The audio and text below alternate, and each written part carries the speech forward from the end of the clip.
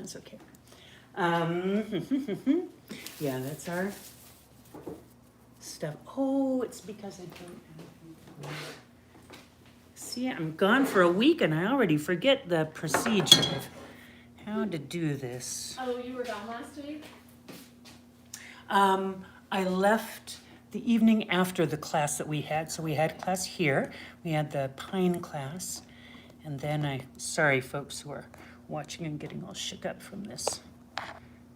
We had the Pine class and then I hit the road that evening. There we go. I don't know why this is, I know why it's being wonky because it's me and it's computers and that's our relationship. Okay. Here we go. Hi. All right. Let me turn on the light.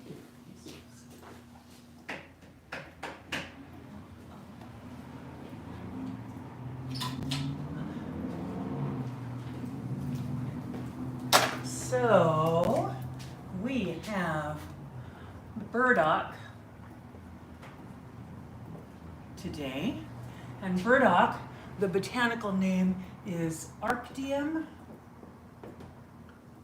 And this is really one of those spa conditions where anything in the Arctium genus, and there are a number of different plants that are in the Arctium genus, there are greater, lesser, there's different types of burdocks.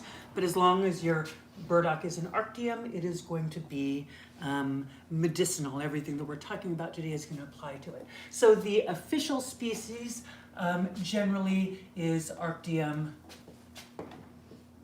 lapa. This is the one that you're generally going to see referred to in herbal medicine resources. Sorry, I went off of the side for y'all.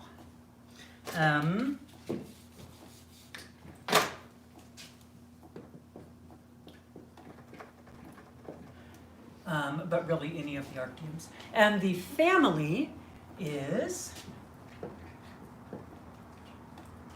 Asteraceae. Asteraceae, hi!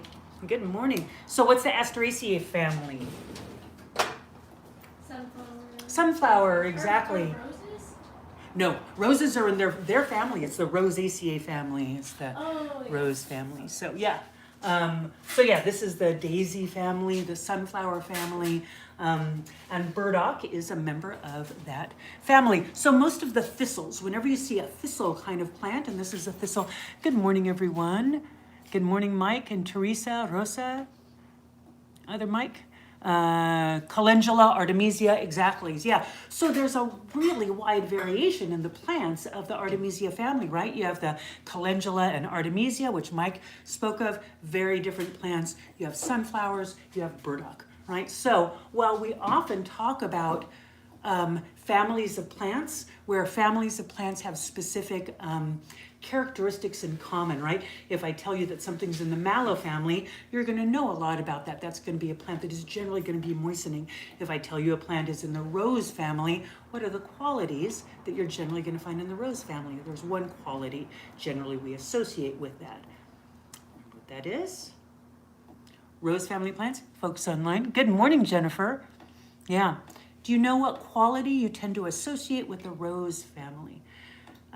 So the Asteraceae family, generally we don't have a wide-ranging characteristic of the family that we can point to and say, well, if it's in the Asteraceae family, you know that it is this. For tannins, there you go, unprocessed, cold, dry. Mike, very good. Yes, they're going to be drying, they're going to be astringent. There's going to be a lot of tannins. Yeah. So if you know something's in the rose family, even if you don't know anything else about it, you know, I can use that as an astringent plant, right? It's going to astringe tissues. It's going to tighten them. It's going to firm them, irrespective of whatever else is going on, irrespective of whether it is going to be poisonous. Maybe it's not safe to use that, but if you did, there would be, before you died, you'd say, oh, wow, the feeling in my mouth is very strange. So with the mallow family, there is one characteristic, and I'm going to bring that up in a little bit, that is somewhat something that generally we find in the Asteraceae family. in some plants of the Asteraceae family, but I'm going to bring that up later. So, burdock, we are going to be talking about the root primarily today because that is the part of the plant that generally we use. But the leaf and the seed are very traditionally used. Burdock seed is very traditionally used in Chinese medicine. And the leaf is also used in a lot of traditions. It's often used in poulticing. It's got some chemistry that makes it a bit different than the root. The root is the most common used, and it's a big, long taproot. Long taproot. Goes way deep down in the ground. What do we know about roots that generally tend to go deep down, like a taproot down into the soil? What is something that maybe we can assume about that plant? Do you know? Nutritional value. What about the nutritional value? More. Yeah. It goes deeper. Because it's deeper. It can go deep into the soil where all of the plants that have those fibrous roots up at the surface, they're taking up nutrients all the time, right? And they're dying and falling down and nourishing. But the roots are able to go way deep down where there's a lot of untapped resources. And so it's able to grab those nutrients, mostly minerals are what we're talking about here. Grab those minerals and pull them up. And it also pulls those minerals into the foliage, into the leaf, right? And so when those leaves die down, those leaves die down and nourish the soil, you're getting the nutrients from deep and put into the surface. Does that mean nettle has deep roots? No, nettle has relatively small roots, even though, yes, it does tend to sequester a lot of minerals too, right? Because this is just one way that plants are going to be accessing that, yeah. Okay, so we're going to be using the root of burdock. I just got back and realizing I got grandbabies. Oh, I traveled to North Carolina for the Thanksgiving holiday for last week, and I have a brand new 3-month-old grandbaby named Bryn. And then I have a 3-year-old grandbaby, Briar, so I got to see, oh, so good. So good.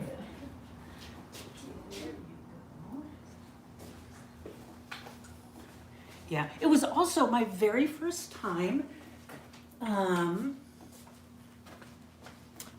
being grandma at Thanksgiving. There's a thing about grandma at Thanksgiving, and this year, I was grandma at Thanksgiving. It was very good. It was strange. It was a strange realization when that happened. It's like, oh, I'm the elder. Now you're that. Yeah. Yeah. Now I'm the, yeah. I totally dug that. It was good. I used it for all it was worth. Okay, so we're gonna breathe in the steam from this, right? Not a whole lot of steam. I let it cool down a little bit too long. But what does it smell like to you? What do you smell in there? It smells a little peppery. Like Smells a little spicy or peppery, something. spicy. But it also smells like artichoke. Smells like artichoke, yeah. Let's see.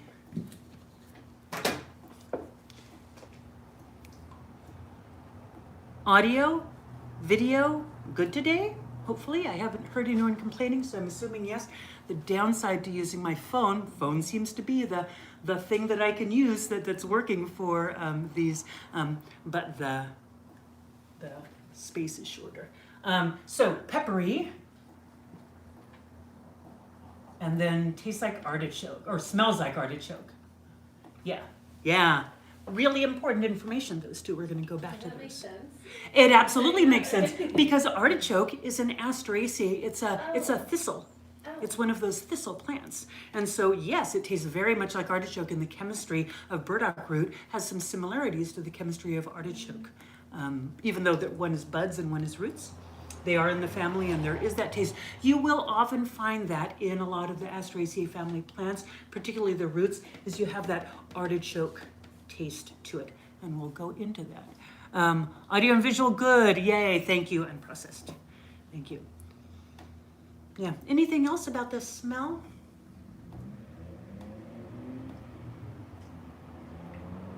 To me, it smells kind of roasty. Even though it's not roasted, it has kind of that roasty, good morning.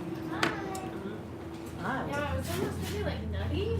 Nutty, yeah. Nutty, like roasted nuts. Nutty, roasty, absolutely. And when you see the color too, right, it's got this deep dark color. This is one that often people will put into formulas where they're looking for a coffee. I was about to say coffee. Yeah, very much a coffee-like. I mean, it doesn't taste like coffee, but it's got it looks like coffee. It has sort of the body. Combined with roasted dandelion, it actually makes a pretty decent nutty, roasty, starchy drink to have. I don't like the term coffee substitute because then that makes me assume I'm going to have coffee and then it makes me grumpy because it's not coffee. But as just its own thing that can kind of fill in, very, very effective. Okay, so roasty, starchy. There's some starchiness to it, right? So you smell that starchy sweetness, right? So this starchy smell, starchy taste is what we call sweet in herbal medicine, right? When we're thinking of sweet, we don't necessarily think sugar is sweet, but that starchy sweet. What's the chemistry of starchy sweet? What chemicals are you going to expect to find in that plant? Polysaccharides, absolutely. Yeah, I'm going to put PS as polysaccharides. Polysaccharides, yep. All right, we haven't even tasted it yet, but we've like learned a whole lot about the plant. All right, so then we taste it. Now we want to think, is the taste consonant with the smell, or is there something completely different that kind of shows up in the taste that is very, very opposite of what you expect when you smell it? What do you think about this one?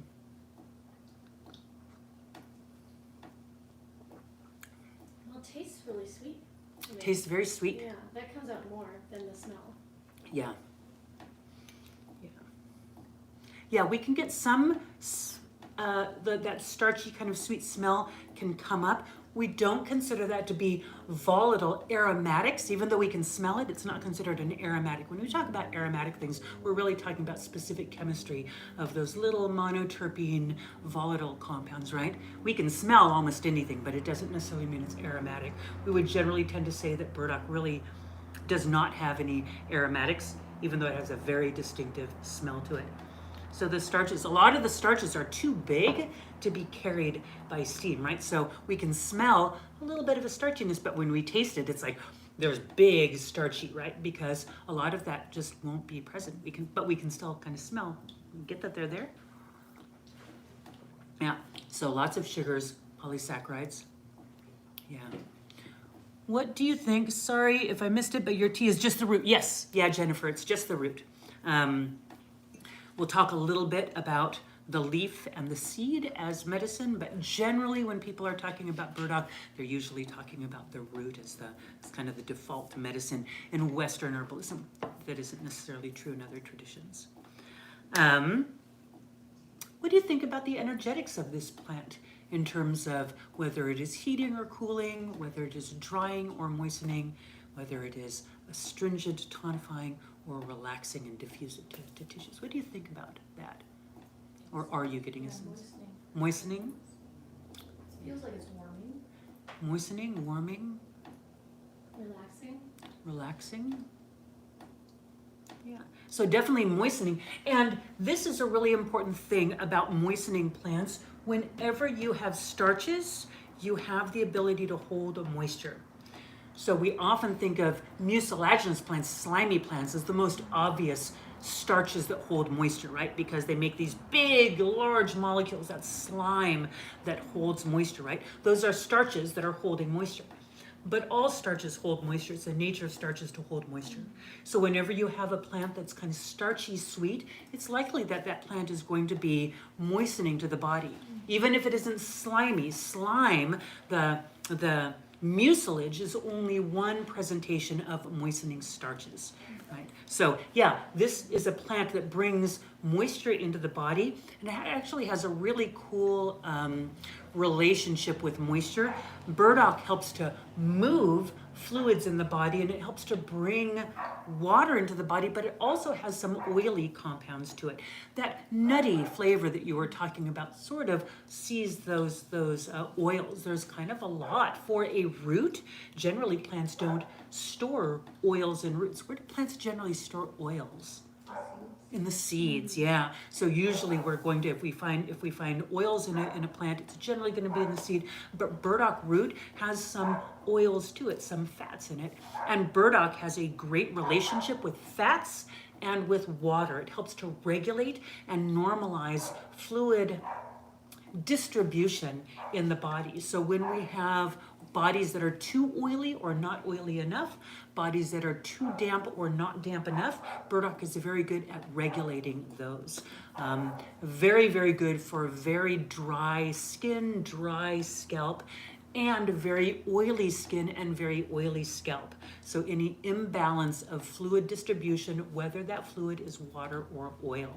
Generally, we separate those, right? And so we have plants that help to regulate water in the body, the starchy plants, and we have the plants that regulate oils in the body. Those are generally going to be bitter plants that are activating the liver, or oily plants, right? The fatty plants.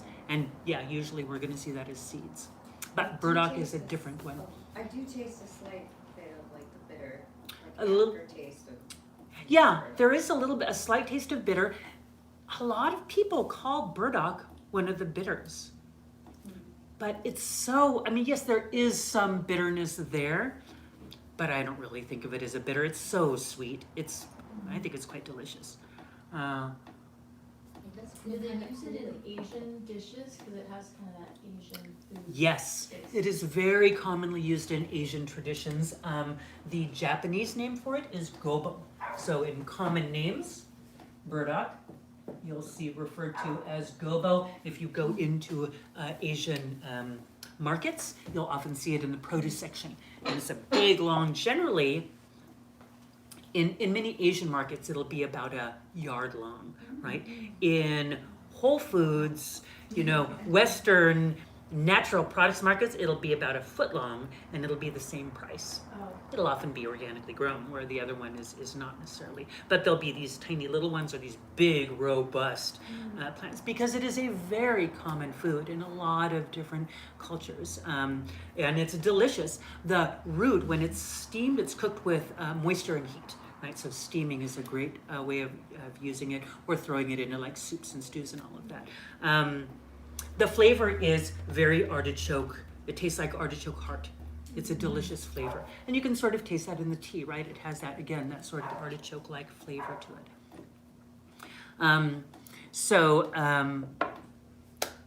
So yeah, that relationship with fluid is one of the most important things that we use burdock for. So this peppery, let's talk about this peppery quality to it that you pointed out. There's some important chemistry that goes along with these flavors. So the peppery flavor, there's a compound called arctogenin that's found in large amounts in burdock. Arcta, see the root word arcta for arctium in the genus. So arctogenin is a steroidal saponin, right? So oftentimes when you see that root, it's a steroidal saponin. Now that is a fatty compound. We do find higher amounts of arctogenin in the seed than in the root, but it is found in the root. It's one of these fatty compounds, and it gives a little bit of that peppery flavor to that. And arctogenin is one of the compounds that helps with that fluid regulation. It's an activator of liver function, an activator of gallbladder function. So in activating liver and gallbladder functionality, this has a couple of different, I'm gonna throw those elsewhere, a couple of different qualities that are really important. It is a choleretic. A choleretic is a plant that increases production of bile from the liver. Okay, so this is bile production in the liver. It makes the liver make more bile and then dump that bile out. Where does bile go after it leaves the liver? Do you know? To the gallbladder? To the gallbladder. So we have the liver, there's a liver, makes bile. The bile goes from the liver into the gallbladder, and the gallbladder concentrates and stores the bile, right? So bile we use as an emulsifier of fats. It breaks down and emulsifies fats, makes fats more available to be used by our body. Fats are really important structural compounds, are used for hormones and enzymes and nutrients. So we need production of bile to emulsify, break down those fatty compounds in our foods and enhance their absorption. At the same time, bile, the dumping of bile is one of the really important ways that the liver detoxifies the body. So a lot of hormones, a lot of metabolic waste products are dumped when when the liver dumps that bile. So it dumps the bile, and then the bile goes in the gallbladder, and the gallbladder concentrates and stores that bile so that we are not just constantly kind of leaking bile into the intestinal tract, but it's concentrated and stored there. Drive the water out, concentrate and hold it, and that way, when we have a very fatty meal or an unusual meal come down into the intestinal tract, that gallbladder can say, wow, we really need a lot of bile and concentrated bile here, so it's going to be able to dump a larger amount, and we're going to be able to break those things down. So what happens if we have someone who doesn't have a gallbladder, right? They've had their gallbladder removed. The liver is still producing bile, but instead of having the bile go from the liver into the gallbladder into the small intestine, right? So we have the stomach, we have the small intestine, and the bile's dumped right in here. So generally liver, gallbladder, small intestine. Instead, we just have the liver to the small intestine, and we have no way of concentrating and storing it and using a larger amount when needed, modifying the production of bile for the qualities of the meal that we're having. Instead, it's just kind of constantly dribbling. So we often see people who have their gallbladder removed having problems with digestion, particularly digestion of fatty compounds, right? Because they don't have that storage mechanism there. So they can increase production of, they can increase intake of choleretic plants, increasing that bile dumping from the liver before meals, and that can help with breaking down those foods.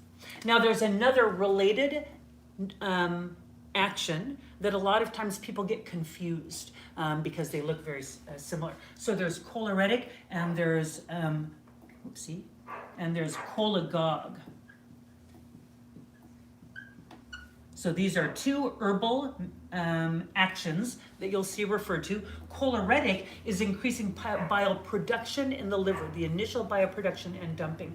A cholagogue is an herb that increases bile release from the gallbladder, right? So this is from the gallbladder into the intestine.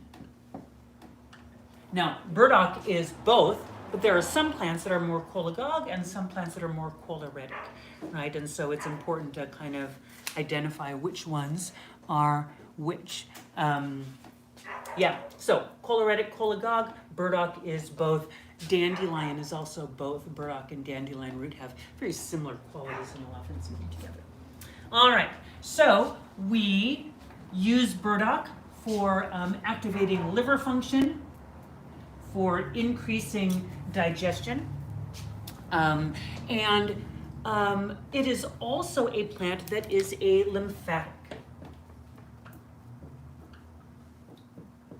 So it's helping in two of the primary eliminative channels in the body, right? The liver and the lymphatic system. The lymphatic system is the system that kind of moves all the fluids throughout the body and enhances clearance of waste products, right? It is our waste clearance mechanism, along with a very important part of our immune system. So when we support lymphatic health, when we generally have a product that is an herb that is a lymphatic, something that increases the qualities of the lymphatic system, we are addressing both elimination of waste products and also increasing activity of the immune system. So burdock is also one of our plants, really important plant for strengthening and nourishing the immune system. Right? It is a fabulous plant. It's a wonderful plant. So a lymphatic, one of my favorite lymphatics. And so since it is a plant that is, and then it is also, that starchy quality to it, that sweet starchy quality is, you said it is a polysaccharide. It is a polysaccharide. It is actually, and I think we talked about this in a recent plant. What was our recent plants? I don't remember. Burdock has a very high amount of a special polysaccharide called fructooligosaccharides, FOS, which is also known as inulin. So fructooligosaccharides, oligosaccharides are kind of a long chain. They're not quite as long as polysaccharides, right? And we can taste that because there's that sweetness to it, right? It isn't just the pure starchy flavor of a long chain starch, right? A long chain starch is starchy, but we don't taste sweet. As sugar chains get shorter, they get sweeter, right? Until they're down to a fructose, which is a disaccharide, or a glucose, which is a monosaccharide, right? Tiny little molecules, we can taste them more sweetly. So this is an oligosaccharide. It's kind of long chain. An oligosaccharide has an interesting quality to it because while it is a carbohydrate, it's a starch that we are unable to digest ourselves. Should someone without a gallbladder stay away from cholagogue herbs?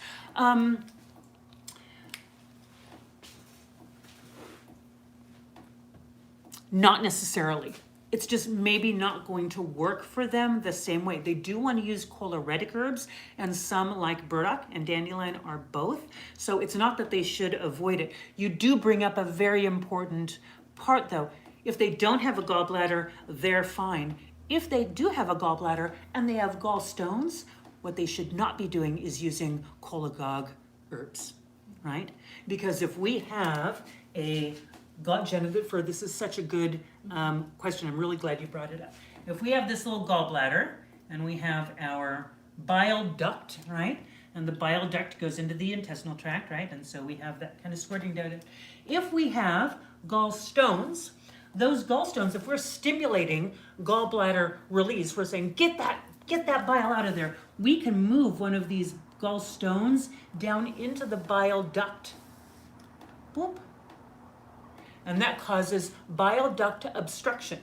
We've now obstructed that bile duct. Now nothing can go out of that. And now that gallbladder can become inflamed, it can become problematic, and that can actually cause someone to have their gallbladder removed. Right? So you do want to be really cautious using cholagogue herbs if you have gallstones. You want to work more at kind of moving them out rather than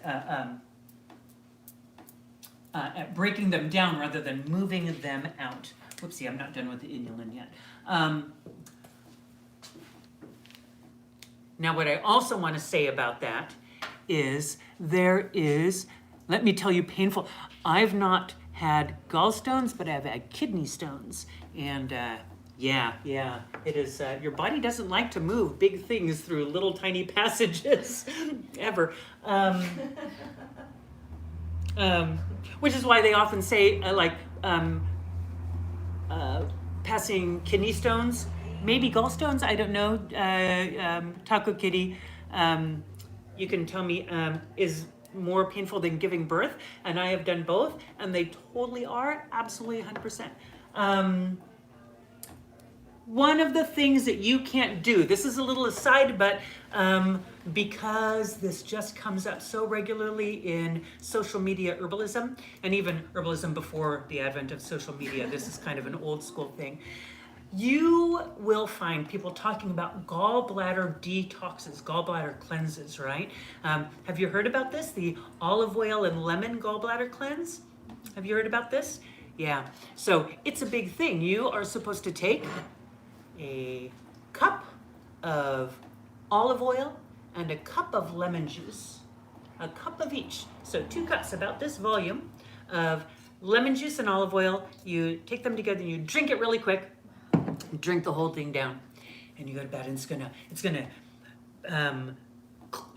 going to move all your gallstones, eliminate all your gallstones. You'll just poop out all your gallstones. They'll be gone. You detoxify. It's horrible. You'll feel nauseated, but boy, at the end you just poop out all these gallstones. And there's all these stories online. People will take pictures of. If you're like, just be mindful of this. If you don't want to be seeing people's like gallstones that they've I've pooped done out. that. Yeah. Because I had gallstones. Mhm. Well, I still have gallstones. Yeah. The thing is, so if you do that, I've done it too. If you do that, you will poop out little round things that look for all the world like gallstones, but they're not. Because what happens when you combine fat, you have fat coming into the system, and you have that acid to increase digestion, right? That fat moves down into the intestinal tract, and in the small intestine, what happens is there's a high production of sodium bicarbonate, which is an alkaline agent, right? And a higher amount of acid means a higher amount of bicarbonate production. And so you get this really alkaline response to that acidity and in the digestive system. And what happens when you combine fats with alkaline compounds? You know, because you've done this. You have combined fats with very alkaline, the most alkaline compound around is lye. Oh, I was just about to say soap. Soap. That's what happens. You make soap in your intestines and you poop out little tiny blobs of soap. Oh my God, you can make soap. You can make soap in your poop and you can poop soap out. What could you use It it? got really clean. No, Oh. you don't want to. I mean, I don't want to limit your possibilities. If you want to use that soap, then I mean, I don't know if I no, don't. No, I do want to limit your possibilities. Don't use that soap. Oh, No. But so people have done that and they poop and they see these little green blobs and go, oh my God, I just pooped out a gallstone. No, you didn't. Gallstones are hard. They are calcareous. They have calcium in them. They are stones, true stones. And these are soft, squishy things. But you will often do that. Now you can increase release of gallstones using small amounts, a tablespoon of lemon and a tablespoon of olive oil mixed together in some water and drink that before you go to bed at night, and do that over a period of time. And over a period of time, that's a very good thing for improving liver function. But when you use a large amount, you're initiating really strong effects in the body. It's not healthy for your body. It's not safe for your body. You can cause bile duct obstruction by doing that. And you're making poop. You're making poop soap. Poop soap. So is there any benefit to doing the large amount of... There's no benefit and a lot of potential harm, but it's dramatic, and humans love drama. We love drama, and we love thinking we're going to be like doing these, and we're also fed these huge body shaming, you're dirty, dirty, dirty, dirty, you need to be purified, right? So you have to do these really dramatic things. People love selling that, and people love hearing that, right? People love feeling, I'm going to do this thing, when that's not how our body likes to support function of the system, right? We nourish and strengthen the kidneys. We nourish and strengthen the liver. We nourish and strengthen the lymphatic system. We go, yay, that I have these wonderful eliminative channels in my body, and I'm going to make them healthier and better, and they're going to do the job that they're there for. We don't need to be detoxing our bodies. We have mechanisms for detoxification in place. We need to support and nourish them. And burdock is one of the greatest plants for that because of this, because it has that effect on the lymphatic system, on the liver, and on the colon. So going back to the inulin, this fructooligosaccharide inulin is a sugar that is not digestible by us. It's indigestible by us. It is, however, one of the most important nutrients for the microorganisms that inhabit our intestinal tract. Yeah, we got a green face from Taco and Kitty. Can you take burdock root while on high blood pressure medications? You can, and it's a very good plant to use along with that anytime. So cardiac meds respond to a lot of stuff. high blood pressure meds and blood thinners tend to react to a whole bunch of different stuff. But Burdock tea is something that you can take in small amounts and slowly increase it, right? So don't start drinking a quart a day when you first start taking it, but take a cup of it. You should have a cuff if you have high blood pressure. It's a good idea to have a cuff around, and then just start checking your blood pressure. You can actually improve blood pressure potentially by use of Burdock, but high blood pressure, as we know, is not a condition in and of itself. It's an indication of imbalance, and there's a number of different imbalances that present as high blood pressure. So there's no single protocol for it, and there's no single set of herbs, foods, etc., that are potentially problematic, because it really depends on why your body is presenting with high blood pressure. But anything that is alterative, that is improving the elimination of stuff in the body, is generally going to be a good thing. Anything that is supporting immune system function, supporting and nourishing the body is going to be good. So go ahead and take it, but just start with a small amount. Check your blood pressure as you're slowly increasing it, just so that if you are one of the people who does respond to it negatively, you're catching it at a low level and not a high level. Does that make sense? Hopefully that makes sense. But you're pretty good with starting with a cup or two at a time. So this sugar is able to feed the probiotic bacteria that live in our intestinal tract. It's one of the most important foods. It feeds the beneficial bacteria of our intestinal tract. So much so that this has resulted in a new name. So we often call this a prebiotic, right? So probiotics are the organisms. A prebiotic is as compost for those organisms to grow. It is food for them. And we have found that supplementation with inulin alone, without taking probiotic organisms, supplementation with just inulin has shown to dramatically increase the numbers of probiotic bacteria in the intestinal tract. And that's really important and really beneficial, because it's hard for us to impact probiotic levels, population in our intestines by taking supplements. They are notoriously poor. Probiotic supplements are notoriously poor. They generally just don't have a whole lot. The processing, and we're talking about a living organism, right? In a capsule that's gone through all of this processing and into a bottle and on a shelf. It's been on that shelf for months, and then it goes into your house. It's in your house for months, and then it was in a warehouse somewhere. It's just gone through so much. It's really hard to get viable bacteria that then have to, Charlie, you're so cute, that then have to go into the intestinal tract and through a pool of hydrochloric acid to go into the intestinal tract and set up shop, right? There's just so many things that are going to impact them.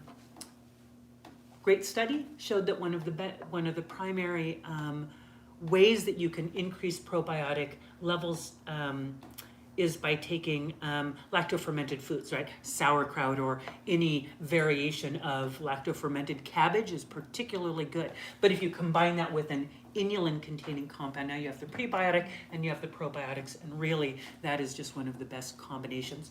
Cabbage and burdock are very, very good for chronic inflammation, irritation, reactivity of the intestinal tract, and they're both going to be really good at increasing those beneficial organisms. And they don't cost an arm and a leg. Most probiotic supplements are really expensive for something that's really, really ineffective. But just taking probiotics.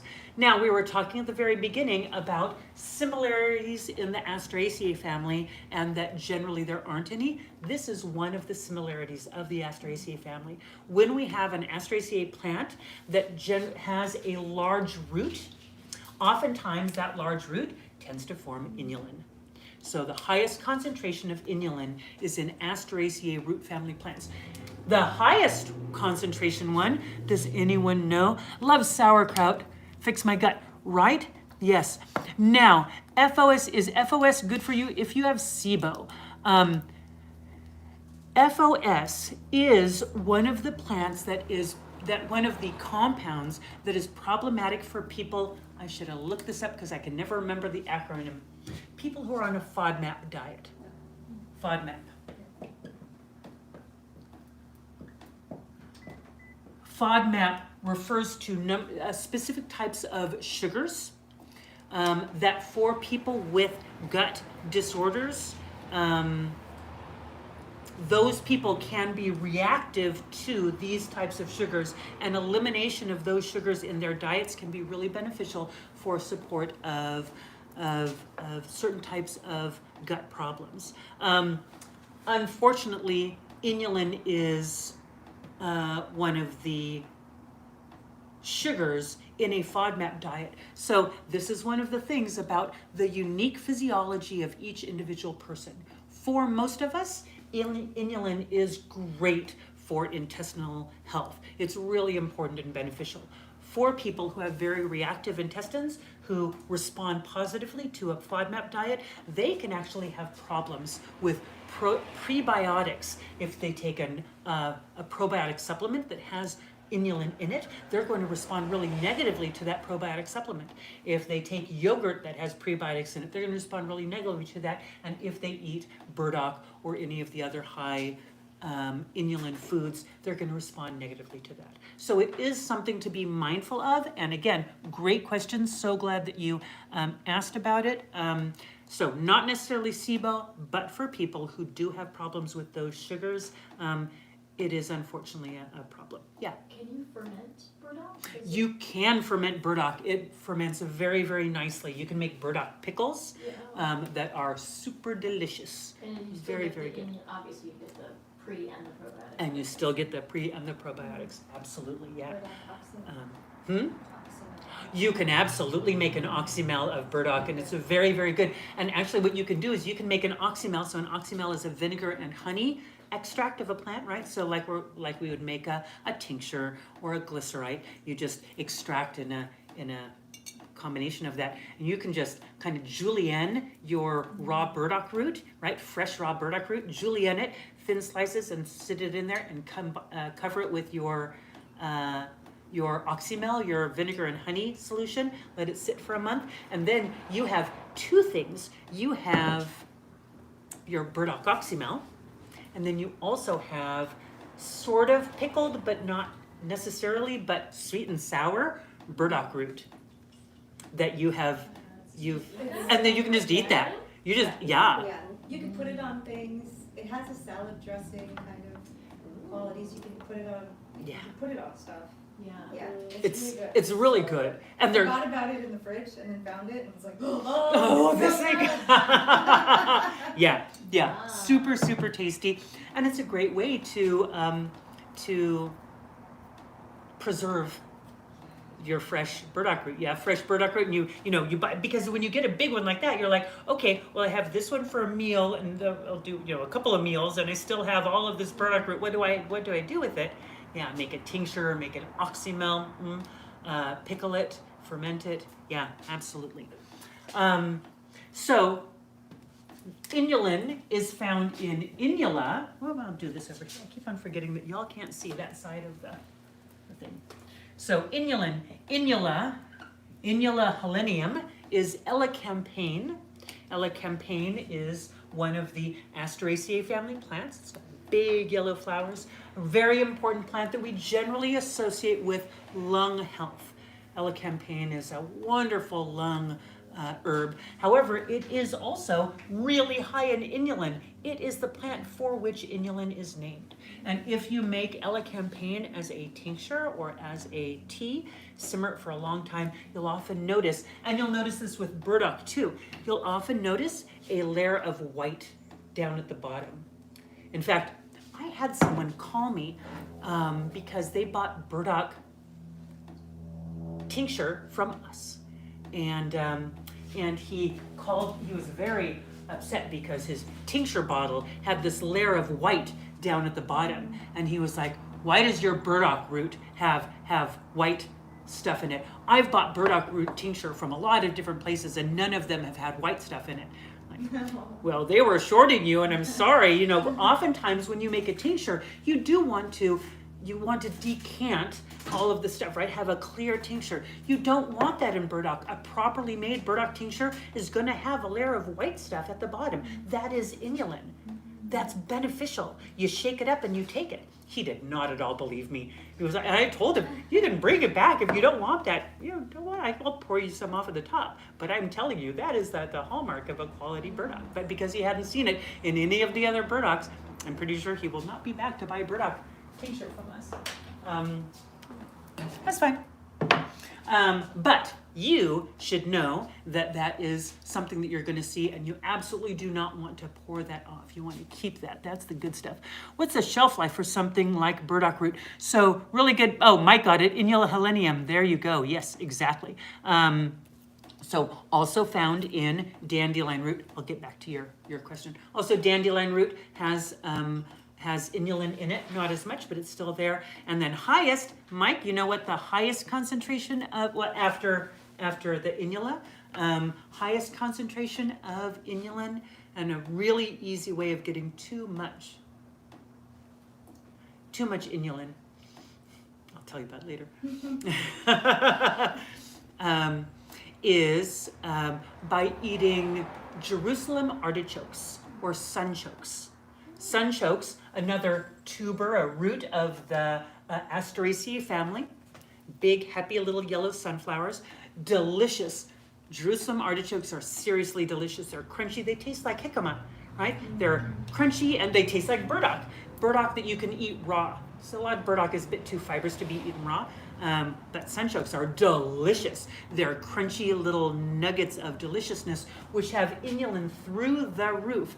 But remember, the first thing that I told you about inulin is that, or one of the first things, is that it is indigestible for us.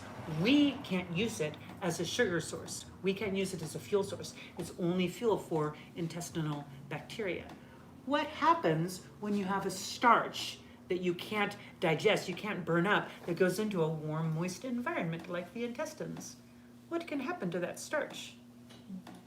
It can ferment. It can ferment. And so the side effect of taking a high amount of inulin, a very common side effect, and one you do want to be mindful of, is major stinky gas. Farting. Lots and lots of farting, lots and lots of burping, but really lots of farting. So much farting.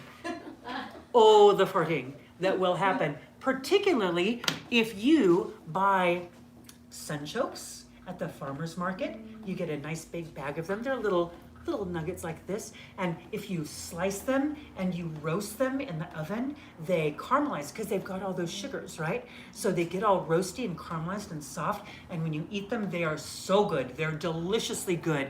They are dangerous little nuggets because they're so good that you can eat a whole big pan of roasted sunchokes, and you will be farting for days in really horrible gas. I did that. My husband and son were very unhappy with me because they don't like sunchokes, so they didn't even get to enjoy the roasty sunchokes. It was all me. Yeah, it's bad. You want to be very careful. Carminatives do help, but they can't. I mean, yeah, even if you're just like downing whole fennel seeds, which you know I am not going to be downing whole fennel seeds, yeah, you just kind of have to be okay with just, this is it. The dog still loves me, but y'all are going to move out to a hotel for, yeah. Yeah, so that is the primary concern when you have a large amount of inulin, and a lot of people tend to do the, a little bit is good, more is better thing. We generally really love doing that in our culture. Very much not a good idea when it comes to inulin, and really easy to do with the inulin. I heard inulin helps metabolize insulin. Is there a connection between inulin and insulin? No, you oftentimes see people referring to that because of the similarity of the words, but there really is no direct correlation between the two, other than it is a sugar, but it's not a sugar that is digestible for us, so it doesn't have any significant impact on blood sugar levels, so it wouldn't even initiate an insulin response. So no, you will oftentimes see people say, oh, inulin, but nah.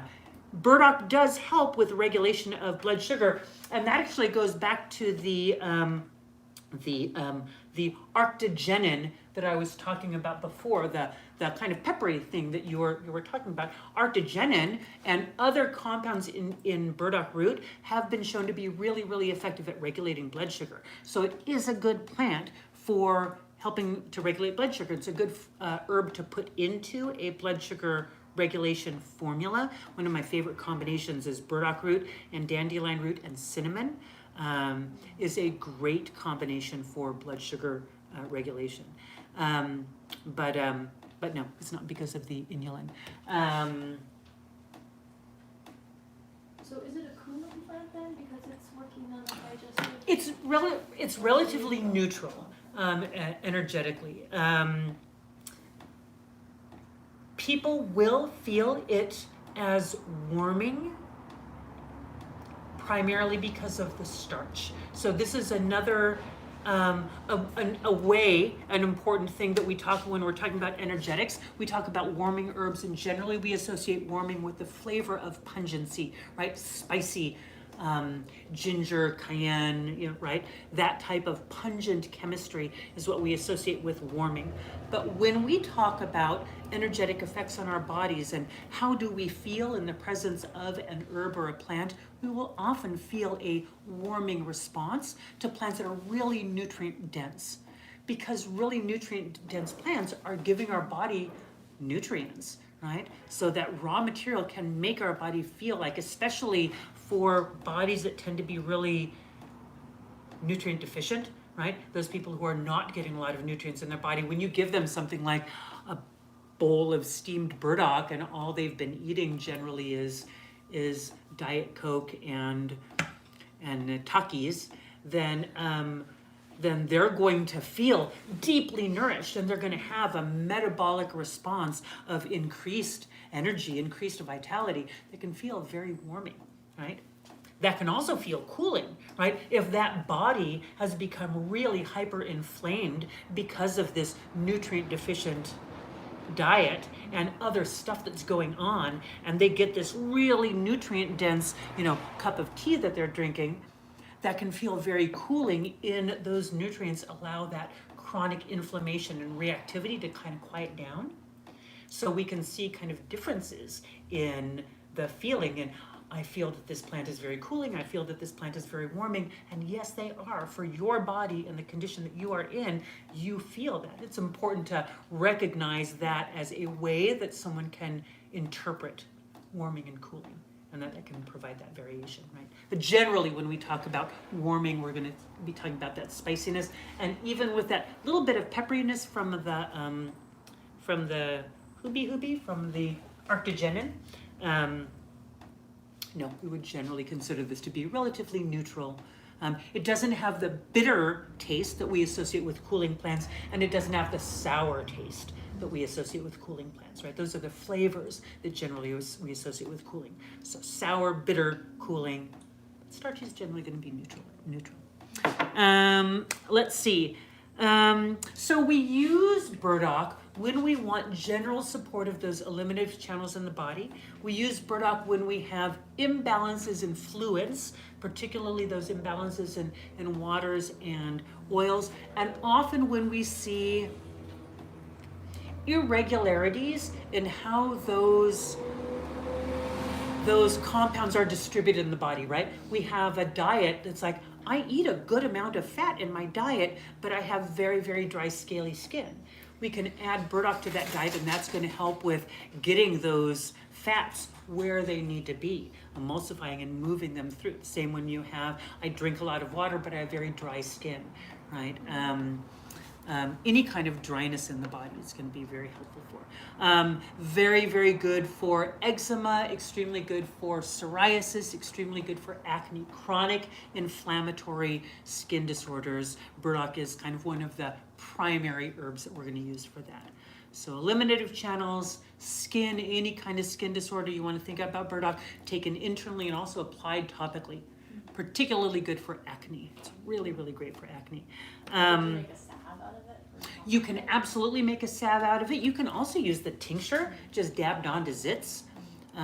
It's one of my greatest things for zits. But yeah, you can use a salve. A salve is really nice for eczema and psoriasis that respond well to the presence of oil, right? Sometimes they don't. It's, again, but you can use either. So if you have eczema that responds well to water, you could also do a compress of Burdock tea on there. If you have eczema that responds well to oil, you can make an oil salve and use it that way.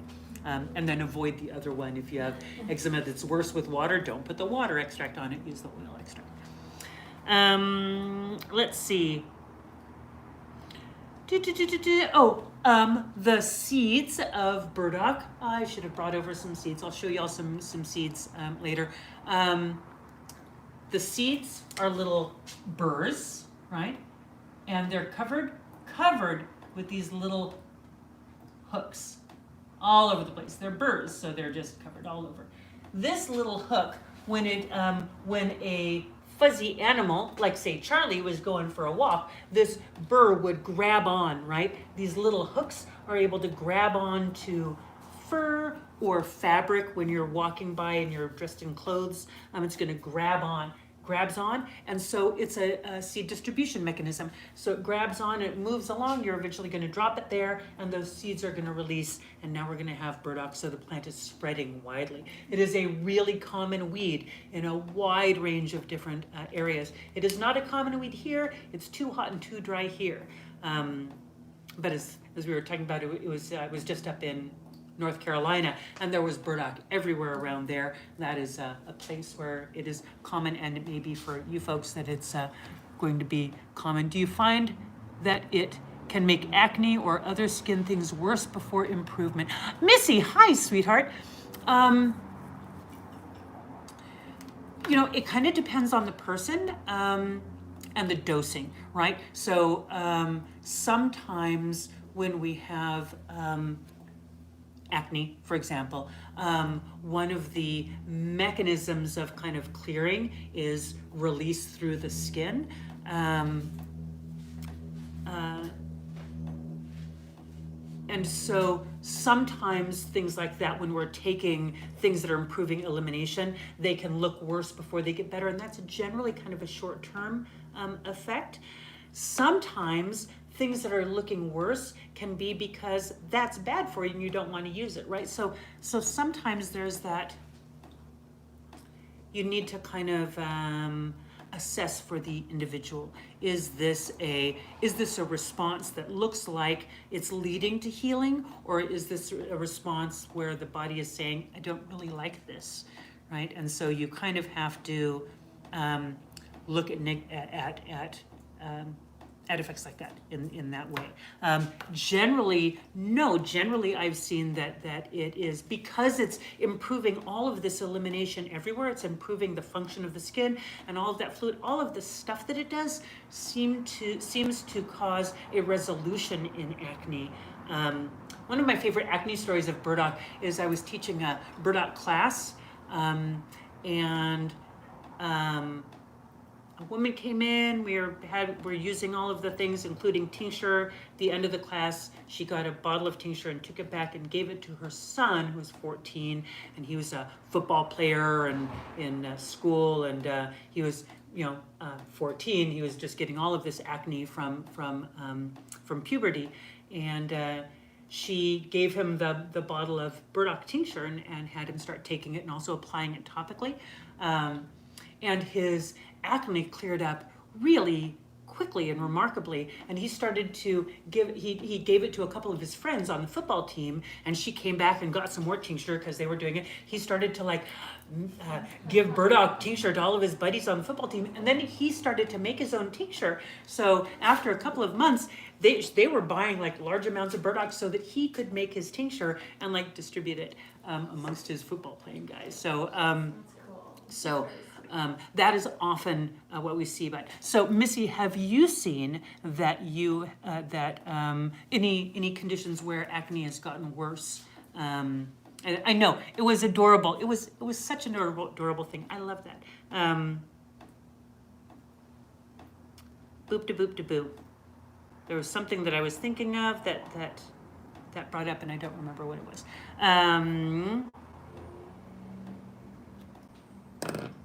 Nope, it's gone. Um, so the seeds do have higher amounts of those oily, spicy, stimulating compounds, and so the seeds for people who have stubborn psoriasis, seborrheic dermatitis, especially in the scalp. Burdock seed is often used with really good response with that. It's much spicier, it's much oilier, of course, has a much higher amount of those saponins because it has the seed, because it has those fats. But I've seen really good results with people using burdock seed, which you can use as a tincture or you can grind and add to your foods, related to milk thistle seed, right? So it has kind of similarity in flavor and action to milk thistle seed, although it isn't quite as strong on liver function as milk thistle seed. It still is going to be very good for that. But burdock seed tincture can be very beneficial for those stubborn, greasy skin disorders where there's that extreme production of oil. Can be very, very beneficial. And I have heard that there's a German company that makes a burdock seed extract that they use topically on the scalp for those conditions and also for stimulating new hair growth. I've never used it. I don't know much about it, but I've heard very good response with that. So if you want to play with that information, it's really easy to harvest. It's really easy to harvest burdock seed if you are in an area where burdock grows abundantly. It's very easy to grow it because it'll grab onto you. Oh, this was the impetus for the invention of what is it? Velcro. The inventor who found this on his dogs, pulling it off of his dogs and pulling it off of him, said, "Hey, that's a pretty cool little mechanism. That simple little loop that is catching." And so yeah, Velcro. So you can harvest those, and hold on, let me get this out of my brain just so that I remember to say it. So you can harvest the seeds and make a tincture out of them or use them for medicine. One of the things that's really important if you're harvesting burdock seeds, if you're harvesting milk thistle seeds, if you're harvesting any seeds like that from the wild, be mindful of the fact that seeds have a high amount of fats, right? We talked about that earlier. They have a high amount of fats. They generally have a high amount of proteins. There are potential plants in there. So there's a really high amount of nutrients in there. And these seeds are generally beloved by insects. Insects are going to love those concentrated nutrients, right? So if you harvest burdock seeds or milk thistle seeds, it's very likely that you've got some insect eggs in there along with them. And if you just harvest them and put them in a jar and then put them in your apothecary and go, "Ooh, look, I harvested all these seeds. I have this beautiful little jar full of seeds that I have bloody hands from the poking from all of the spines on there, but I have my seeds." You leave that there a day or two and you're going to come back and it's going to be filled with worms because you had some eggs in there. So if you harvest any of those seeds from the wild, what you should do is take them and immediately put them into the freezer to kill off the eggs so that you don't have them growing. And the reality is that there are going to be eggs in there, and if you don't like insects don't like to think about that, then it's probably best that you not harvest them yourself because it can be really disgusting. But if you freeze it and the eggs die, it's okay to eat that? It's fine to eat that, yeah. Yeah, it's just some insect eggs, it's fine. And then you'll be able to use them and you can tincture them. If you're going to be tincturing them right away, you don't have to do that. The alcohol and the grinding is going to kill them, but you need to kill the eggs is the take home there. Yeah. Shelf life. Thank you, Mike. Shelf life. So for the fermented, I'm going to go back and see what's the shelf life for something like burdock root. So for the dried plant, pretty long time because there are no aromatic compounds, right? Like we were talking about before. If you're using the root, it's going to last for years. It's really, really stable. The chemistry involved here is not chemistry. It's going to break down relatively easily.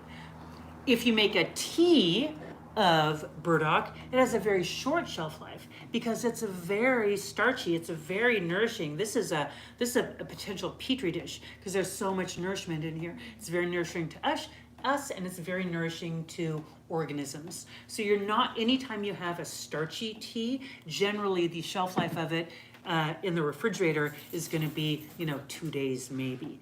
It's going to start fermenting and going bad really, really quickly because it has a lot of starches, and that's what starches do, is they ferment. And keep that in mind in any of your medicine making. Any type of starchy plants are generally going to have a shorter shelf life if you're making a water extraction of them, right? The tincture is going to be stable. A glycerite is going to be pretty stable, but a glycerite should have a low amount of water in it, right? Some people use up to 60%, like 60% glycerin, 40% water. I think that's too much water, but different herbalists do different things. I generally like 75% water. 75% glycerin, 25% water. But if you had a 60-40 ratio of glycerin to water and you had a starchy plant like this, it's more likely that that glycerite is going to have a short shelf life because there's those starches, and that high amount of sugar and the high amount of water are just too much of an incentive for stuff to grow on there. There's just so much goodness there. They're more likely to grow. So you'd want to be mindful if you were making a glycerite to bring that glycerin up higher. And if you're doing anything that has a large amount of water, you'd want to avoid it. If you were making burdock, say you were thinking about the burdock for skin problems and you wanted to make burdock into a cream or a lotion. Again, with a cream or a lotion, we have an emulsion of oil and water together.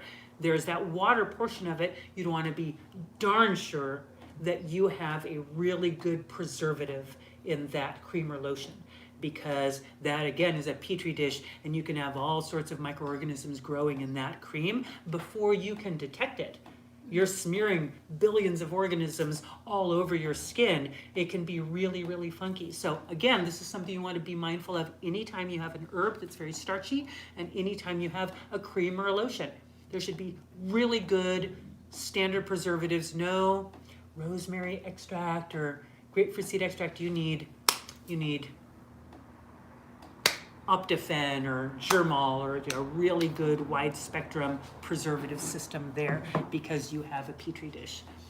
So shelf life then of dried plant, very, very long. There's no water there, so the compounds are stable. As soon as water's there, pretty short. Alcohol is pretty good.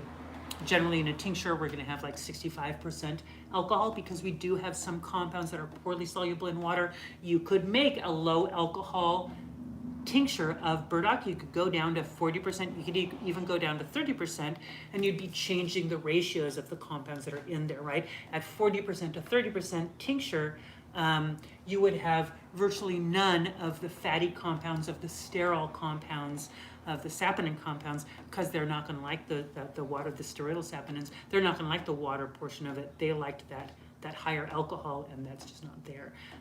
But you're going to have all the starches. You're going to have the inulin. You're going to have the minerals. You're going to have the other nutrients in there. So it's not that it is bad. It's just that the chemistry of a low alcohol tincture versus a high alcohol tincture is going to be different, which is often the thing. Cute puppy. Let's see. That is about it, I think, for the for burdock. Any questions about it? Well, I had a question about the seed. The seed. The structure of it. Would it have like a psychological signature, like a tincture taken because it's of the signature of the seed being clingy? Would it have some kind of like component on the psyche? That's a great question. So that the question, and maybe someone online can answer it. Is there, in the tincture using the seed, is there a psychological aspect of it because of that clinginess, right? That ability to cling right away. I think so. I think you could absolutely use it for that if it brings up that relationship for you. For me, that would be something very, very individual, but it's a great concept. I hadn't heard of it being used in that way before. If anyone has heard of that, I'd love to hear about it. But I think it's great just because it does have that signature. And if you have someone who is either dealing with something that is something or someone that is clinging onto them, or that, they just keep on grabbing onto that is something more akin to like a flower essence, right? And for me, now, I generally think of this type of a use of herbs, and this includes for me flower essences, as more mnemonic devices, right? They are ways of reminding us of truths. So when we use rose as thorn medicine for protection of our boundaries, when we're showing up all sexy and sultry and gorgeous, and we get to 100%, we always get to show up as sexy as we want, and we always have those boundaries. We never give up those right to boundaries. Does it actually do that? I don't know, but it's a way of reminding us, and we need that reminder. And so, if we need that reminder, I tend to think that this is the way, and I could be wrong about this, but otherwise I don't get things like flower essences, because this is just how my brain works. But for thinking of it as a mnemonic device, that this is a message, this is a concept that I need to embody. And the way that I am learning to embody that is by taking this herb. And when I'm taking this herb, if I'm taking it as a tincture or as a flower essence or whatever, I'm stopping and saying, oh, that's right, boundaries. Oh, that's right, clinginess. I'm not going to be that clingy person, or I'm not going to allow people to cling to me that much, right? That's so valuable. It's so wonderful to have something to connect that to. But that's the way that I tend to see that type of a thing works. And if that is so, then 100%, that would be so valuable and so wonderful to think of that seed remedy. That being said, if that is the way that they actually work, and again, I am 100% aware that I could be totally wrong about that, and I am okay with that. But if that is, then the root would be just the same, because the root produces, that's what the plant springs from, and the plant likes to produce those burrs. And so, does the plant also hold that energy of being able to work with that cleanliness? Don't know. Interesting thought. Yeah. So, all right. So there we go. So that's burdock. Again, don't remember what's for next week. But whatever it is, I'll see y'all next week. Thank you for showing up, and have a lovely day. I'll see you next week. Bye. And I've gotten good about